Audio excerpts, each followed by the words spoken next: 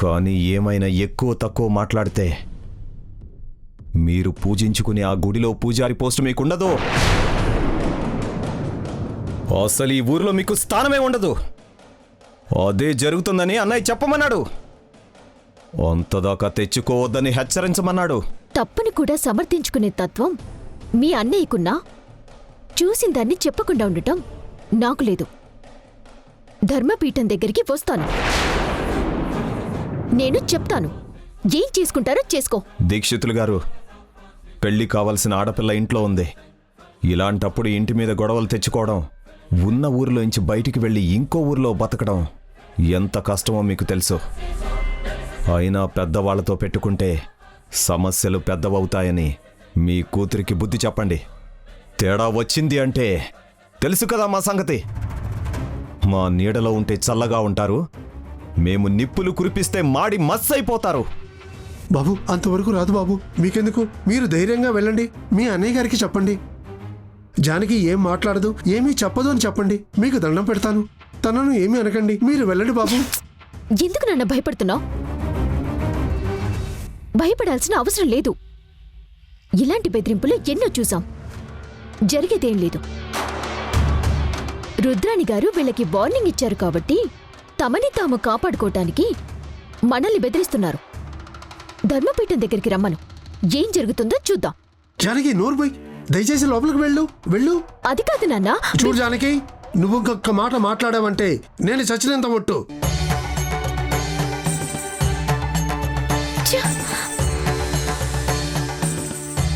దీక్షితులు గారు, ఇదే భయాన్ని మీ కూతురు పడేలా చేయండి. అక్కడ నిజాన్ని నిరూపించే సాక్ష్యాలేవీ లేవో అన్నీ సర్వనాశనం చేశాను. రేపు తెగించి వస్తే నీ కూతురికే ప్రమాదం. బాబు,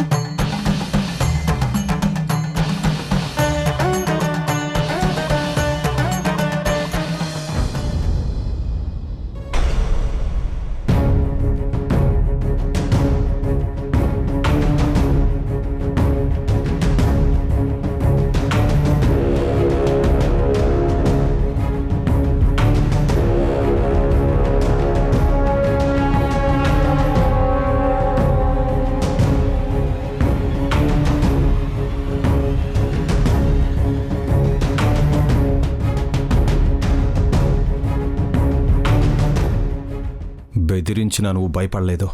మమ్మల్ని ఎదిరించాలని నిర్ణయించుకున్నావు. దీన్నంత తేలిగా వదులుతావనుకోకో.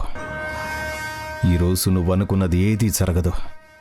దాని తర్వాత నీ పరిస్థితి ఏంటో నువ్వే ఆలోచించుకో.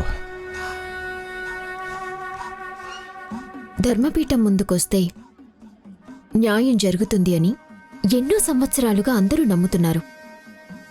ఇక్కడ అన్యాయమే జరుగుతుందని నువ్వు చెప్తున్నావు. చూద్దాం, కాసేపట్లో తెలుస్తుంది కదా.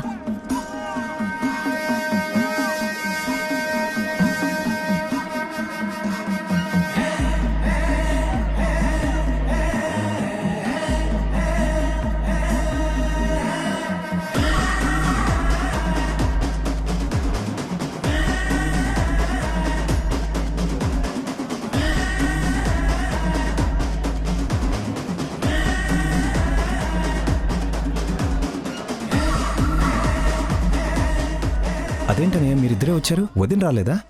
నేను దోషినంట బాబాయ్, అందుకే నాతో కలిసి మమ్మీ రాదంట. ఈరోజు ఇక్కడ నా తప్పు లేదని నిరూపణ అయిన తర్వాతే నాతో మాట్లాడుతుందంట. అదేంటి కన్న కూతురు విషయంలో వదిన అలా అనడమేంటి? బొబ్బిలి వంశం గురించి తెలిసిందే కదా.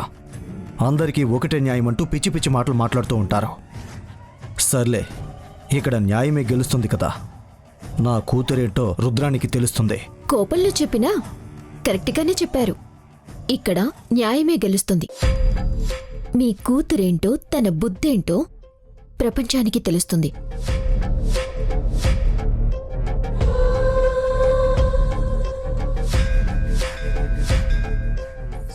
ఎక్కువగా మిడిసిపడకు జానకి. నువ్వు తలుచుకున్నంత మాత్రాన ఇక్కడ ఏది జరగదు. కానీ మేం తలుచుకుంటే ఏదైనా జరుగుతుంది. ఇక్కడేదో అద్భుతం జరుగుతుందని కలగనకో. ఎందుకంటే మేమనుకున్నదే జరుగుతుంది, జరగాలి. నమస్కారం అయ్యా.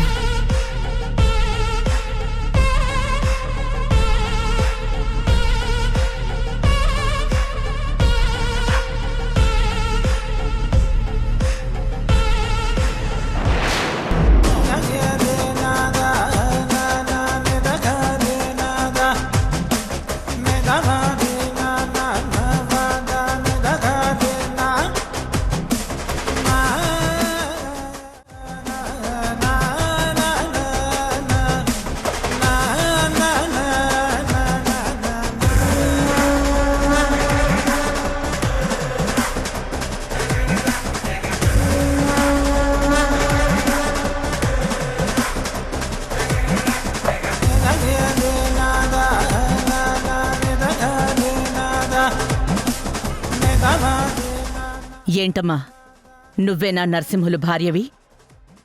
మీ ఆయన రాలేదా? రాలేదమ్మా. మీ ఆయనకి యాక్సిడెంట్ జరిగిందని, అది కుముద చేసింది అని తన మీద నేరం మోపడింది, నిజమేనా?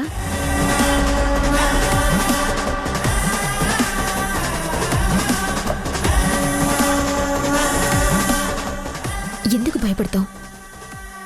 నిన్న జరిగిందేంటో నీకు తెలుసు కదా. మీ ఆయనకి నేనే కదా ట్రీట్మెంట్ చేసింది, నేనే కదా నిన్న మీ ఇంటికి తీసుకొచ్చింది. ఇప్పుడెందుకు భయపడుతున్నావు మరి? ఏం జరిగిందో ధైర్యంగా చెప్పు. నువ్వు మాట్లాడుకో. అన్యాయం వాళ్ళకి జరిగిందని నువ్వే చెప్పావు కదా, మరి జరిగిన వ్యక్తి ఎందుకు మౌనంగా ఉన్నారు? ఇంకా మీకు అర్థం కావడం లేదా? వీళ్ళు ఒక్క మాట కూడా మాట్లాడటం లేదంటే దాని వెనకాల ఏం జరుగుంటుందో మీరు ఊహించలేరా? అంటే ఏంటి నీ ఉద్దేశం? మా ఇంటి నుంచి ఎవరైనా వెళ్ళి బెదిరించారనా? మీరు కరెక్ట్గానే చెప్పారు. ఇదిగో ఈ జయసింహ వెళ్ళి వీళ్ళని బెదిరించాడు.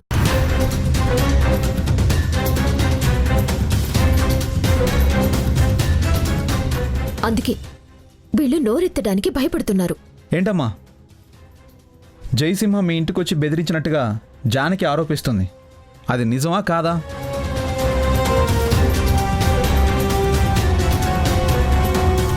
మీరు మౌనంగా ఉంటే ఇక్కడ న్యాయం ఎలా జరుగుతుంది, నిజం ఎలా తెలుస్తుంది? ధర్మపీఠం దగ్గరికి వచ్చాక నిర్భయంగా మీకు జరిగిందేంటో చెప్తేనే కదా మేము న్యాయం చేయగలుగుతాం. జానకి ఇన్ని నిందలు వేస్తోంది, అది నిందా నిజమా అన్నది మీరే చెప్పాలి. లేదమ్మా, అలాంటిదేమీ జరగలేదు. మా ఆయన పొలంలో పనిచేస్తూ పడిపోయాడు. అప్పుడే ఈ దెబ్బలు తగిలాయి.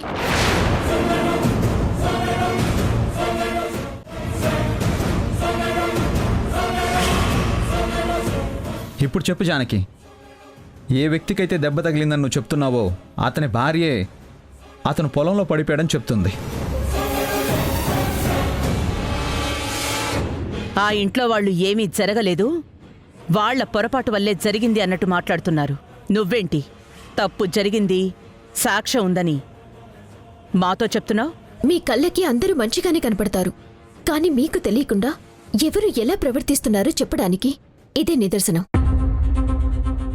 వీళ్ళలాగే చెప్తారు, ఎందుకంటే వీళ్ళని ఆ స్థాయిలో బెదిరించారు.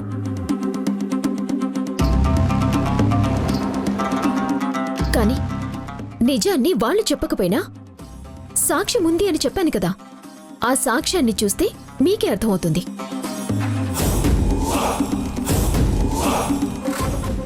సాక్ష్యం ఉంటే చూపించు.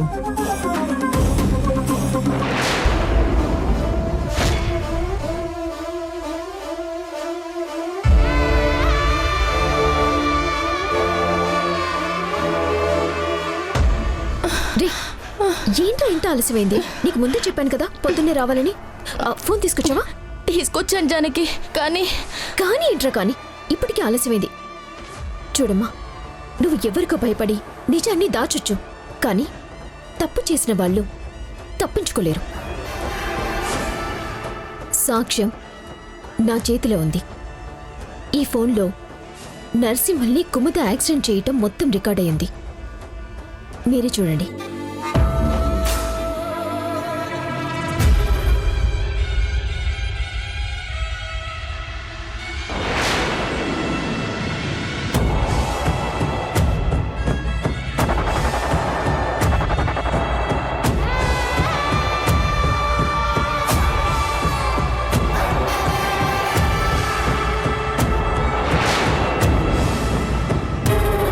ఏంటి, సాక్ష్యం ఉందని ఇంతవరకు గట్టిగా చెప్పావు కదా, ఇప్పుడు చూపించకుండా ఆ ఫోన్ ఏంటి అంతసేపు చూస్తున్నావు? చూపించు సాక్ష్యం. చూడు జానకి, నీ మాట మీద ఉన్న నమ్మకంతో నువ్వు సాక్ష్యం ఉంది అని చెప్పావని నేను నా కూతుర్నే అనుమానించాను. ఈరోజు దోషి స్థానంలో నిలబెట్టాను. ఇప్పుడు నువ్వు సాక్ష్యం చూపించాలి, లేదంటే జరిగేదే వేరు.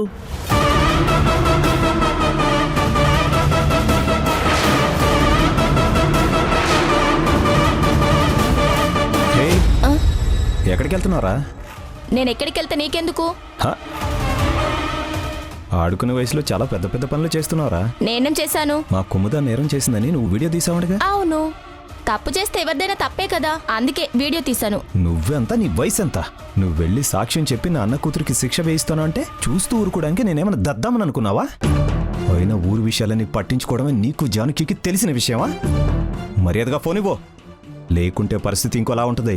నీ గురించి మా జానకి చెప్తాను, ధర్మపీఠం దగ్గర కూడా చెప్తాను. ఏంట్రా నువ్వు చెప్పేది? నువ్వు చెప్తే ఎవరు నమ్ముతారు? నేను చెప్తే నమ్ముతారు. ఎక్కువ తక్కువ మాట్లాడితే నేను నీ ఫ్రెండ్స్ని కాళ్ళు చేతులు విరగొట్టి ఊరి చివరి చెరువులో పడేస్తాను. ఇవ్వో, పాస్వర్డ్ చెప్పు. 1 2 3 4.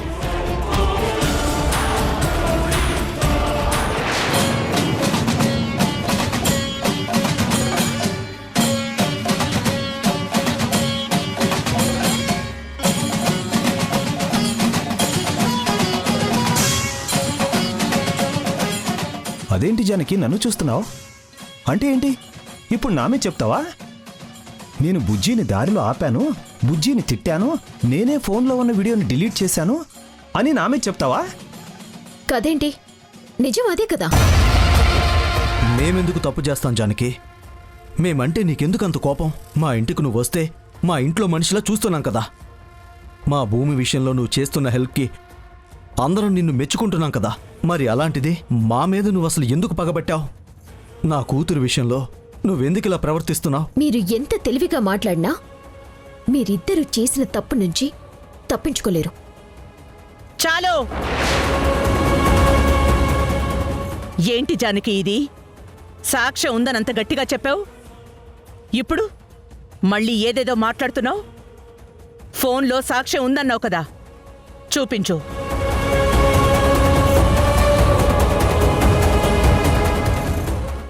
చూపించకుండా ఆ వీడియోని జయసింహ డిలీట్ చేశాడు.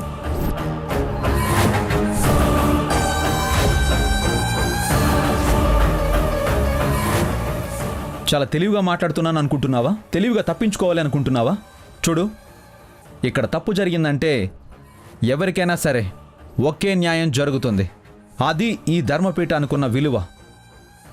అలాంటి ధర్మపీఠం ముందు నువ్వు మా ఇంటి మనిషి మీద నింద వేశావు. అందుకే నీ మాటను నమ్మి మా అత్త కుముదాన్ని ఇక్కడ నిలబెట్టింది.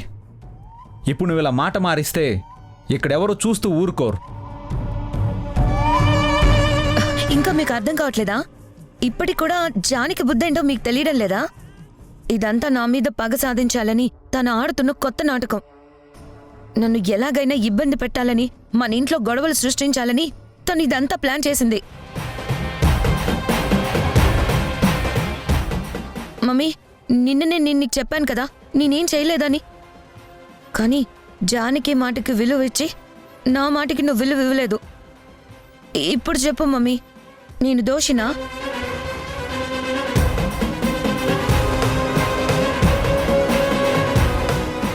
ఎవరికైతే దెబ్బ తగిలింది అని చెప్తున్నావో వాళ్ళు పొలంలో పడిపోయాను అని చెప్పారు. ఇప్పుడు జానికొచ్చి బాబాయ్ బెదిరించాడు, డాడీ చెప్పించాడు అని ఏవేవో కొత్త డ్రామాలు ఆడుతుంది. జానికి కొన్న తెలివితేటలకి తను ఇంత తెలివి తక్కువగా ఆలోచిస్తుంటే ఎవరైనా నమ్ముతారా?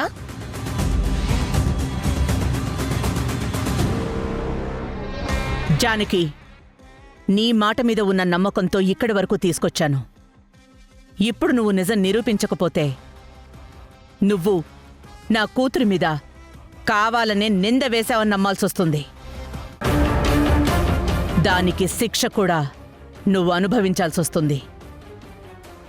నీకు 5 నిమిషాలు సమయం ఇస్తున్నాను. ఏ నిర్ణయం తీసుకుంటావో నాకు సమాధానం చెప్పు. నిజాన్ని చూపిస్తావా, శిక్ష అనుభవిస్తావా?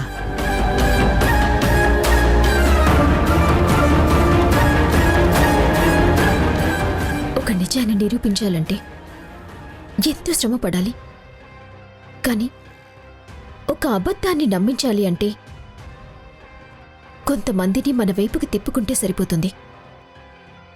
నిజానికి ఫోన్ నా దగ్గర పెట్టుకుని ఉండాలి. నిన్న నర్సింహులకి ట్రీట్మెంట్ చేసి వాళ్ళింటికి తీసుకెళ్లిన తర్వాత ఆ ఫోన్ బుజ్జి దగ్గరే ఉంచాను.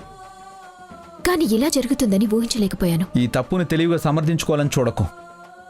ఇక్కడికి మేము నీ స్పీచ్లు వినడానికి రాలేదు. సాక్ష్యం ఉందా లేదా నేనింకా చెప్పడం పూర్తవ్వలేదు. ఇప్పుడు ధర్మపీఠం మీద కూర్చున్న రుద్రాణి గారు తన కూతురు తప్పు చేసింది, నా దగ్గర సాక్ష్యం ఉంది అంటే తన కూతుర్ని దోషి స్థానంలో నిలబెట్టారు. ఇది మీ వంశ గొప్పతనం. రేపు ఇదే ధర్మపీఠం మీద మీరు కూడా కూర్చొని ఈ చుట్టుపక్కల గ్రామానికి న్యాయం చేయాల్సిన వ్యక్తులు మీరే ఇలా ఆవేశపడితే ఎలా? ఒక వ్యక్తి భయంతో నిజాన్ని దాచేశాడా లేదా నిజంగానే అబద్ధాలు చెప్తున్నాడా అని తెలుసుకోకపోతే ఎలా? సాక్ష్యం లేదు అని తప్పించుకోవాలని అందరూ చూస్తున్నారు. చూడు జానకి, నువ్వెంత తెలివిగా మాట్లాడినా, ఎంత గొప్పగా స్పీచ్ ఇచ్చినా ఇక్కడ నమ్మే వాళ్ళెవ్వరూ లేరు. ఇంక ఈ మాటలన్నీ అనవసరం రుద్రాణి. తన చేతుల్లో ఏమీ లేదు కాబట్టి తెలివిగా ఏదో చెప్పాలని చూస్తుంది. కుముద మీద ఇంత పెద్ద నింద వేసినందుకు ఇంకెప్పుడు ఎవరు ఇలాంటి సాహసం చేయకుండా జానకి శిక్ష విధించు. చరిత్రలో మిగిలిపోయేలా ఉండాలి శిక్ష.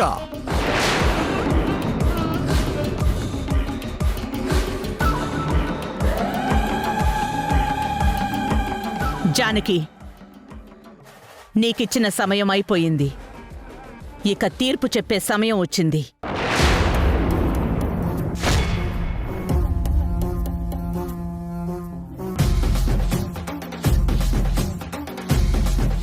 మా అన్నయ్య కూతురికి సంబంధించిన విషయం, దీనిని అంత తేలిగ్గా తీసుకుంటావనుకోకు. చెప్పండి, తప్పకుండా చెప్పండి. మీ తీర్పేంటో వినాలని వీళ్ళందరితో పాటు నేను కూడా కోరుకుంటున్నాను. చిన్న పిల్లల్ని దారిలో ఆపి ఫోన్లో వీడియో డిలీట్ చేసినంత మాత్రాన నిజం మాయమైపోదు.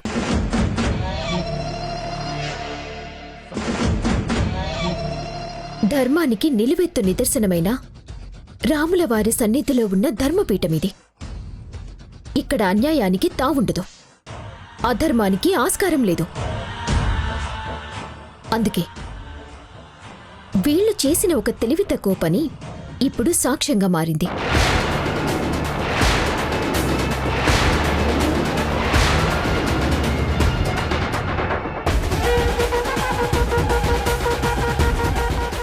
కావాలంటే ఈ వీడియో చూడండి. కానీ ఇప్పుడిది మా ఇంటి ఆడపిల్ల సమస్య.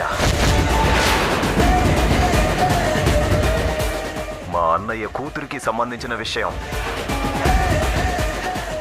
మీరు కూడా చూడండి. దీనిని అంత తేలిగ్గా తీసుకుంటావనుకోకు.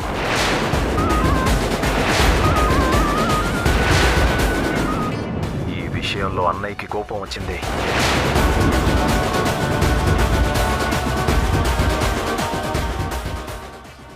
మీరు కూడా చూడండి. మర్యాదగా మిమ్మల్ని హెచ్చరించమని చెప్పాడు.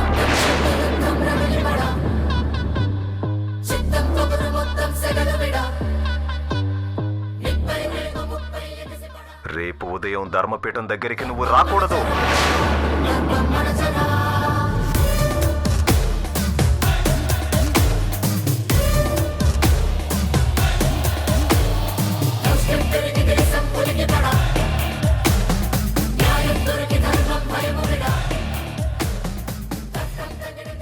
నువ్వు వచ్చి మౌనంగా ఉంటావా లేదా రాకుండా ఆగిపోతావా అన్నది నీ ఇష్టం.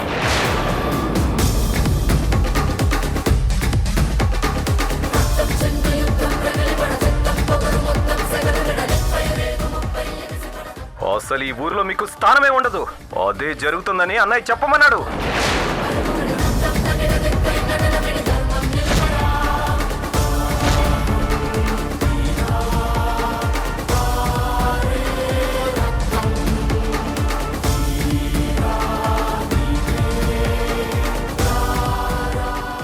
ఇప్పుడు చెప్పండి, తప్పు నాదే అంటారా?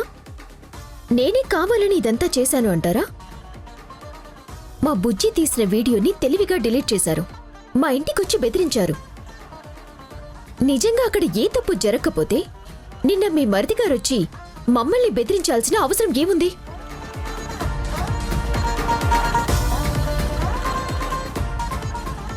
ఎందుకైనా పనికొస్తుందని అది నేను వీడియో రికార్డ్ చేశాను. ఇప్పుడది సాక్ష్యంగా మారింది. ఏంటి జయసింహ నువ్వు చేసింది? ఇంతవరకు నువ్వు చెప్పిందేంటి? ఇక్కడ జరిగిందేంటి? ఇంకా వాళ్ళని ప్రశ్నిస్తావేంటి భార్గవ్? నిజమేంటో బయటకొచ్చింది కదా. నిజంగా ఏ తప్పు చెయ్యకపోతే వాళ్ళింటికి వెళ్ళి బెదిరించాల్సిన అవసరం ఏం వచ్చింది?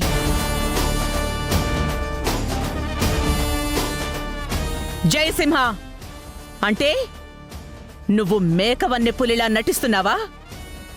మారిన మనిషిగా మమ్మల్ని నమ్మిస్తున్నావా?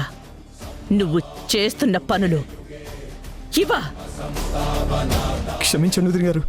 అనుకోకుండా జరిగిన దానిని ఈ జానకి పెద్దదిగా చేస్తుందని భయపడి కుముద బాధపడకూడదని నేనే వెళ్ళి కొంచెం గట్టిగా బెదిరించాను. అంతేకాని నిజంగా ఇందులో కుముద తప్పేం లేదు. ఆపు! లే!